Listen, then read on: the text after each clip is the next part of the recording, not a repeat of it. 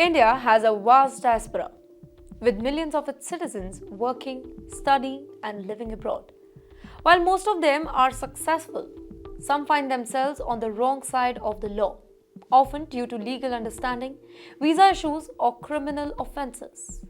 The latest report by the Ministry of External Affairs has revealed that 10,152 Indians are currently in jail across 86 countries, raising concern about their legal rights, consular support, and potential repatriation.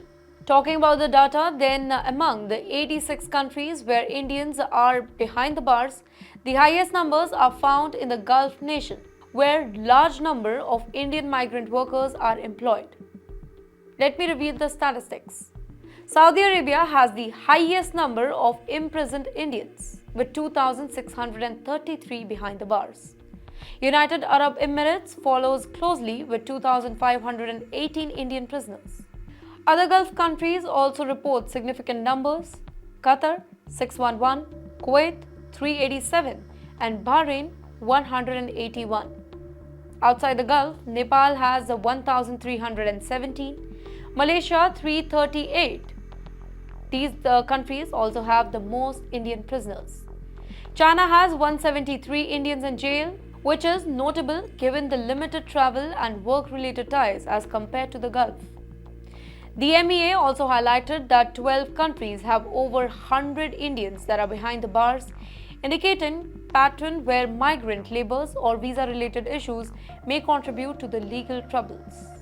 Many of these Indians are in jail due to minor legal infractions like overstaying visas, financial dispute, or employment-related issues. However, there are also serious cases involving drug trafficking, fraud, and violent crimes. Countries with strict legal frameworks such as Saudi Arabia, the UAE, and Qatar have harsh penalties for offences that may be considered really small in India. Currently, the Indian government has agreements with 9 of the 12 countries with the highest number of jailed Indians under the Transfer of Sentenced Person Agreement. This particular agreement allows convicted prisoners to serve their sentences in India instead of foreign prisons. However, the process is very complicated, requiring the consent of the prisoner, the consent of the host country where the person is jailed, and the Indian government. Despite having agreements in place, only 8 prisoners have successfully been brought back between 2023 and March 2025. Among these prisoners, 3 are from Iran, 3 from the UK, 2 from Cambodia and Russia. Well, this low number indicates the difficulty in negotiating repatriation, as foreign governments have their own legal procedures and diplomatic consideration. But the question is, how is the Indian government helping?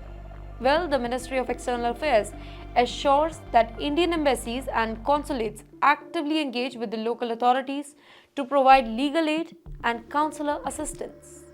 Some of the steps taken includes the legal aid, where the embassies maintain a panel of local lawyers and assist the prisoners. Secondly, they also help with no fees for assistance. Indian prisoners are not charged for consular support.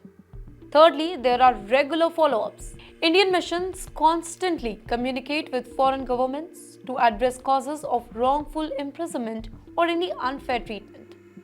However, given the scale of the issue, families of these individuals often express frustration over the delays in legal proceeding and repatriation effort.